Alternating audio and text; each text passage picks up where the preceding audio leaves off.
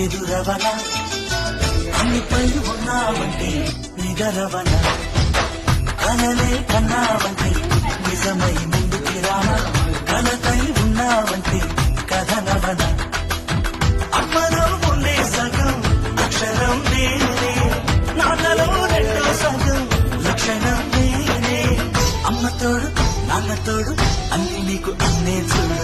చెల్లిపోని బంధం నేనమ్మా చెల్లెమ్మా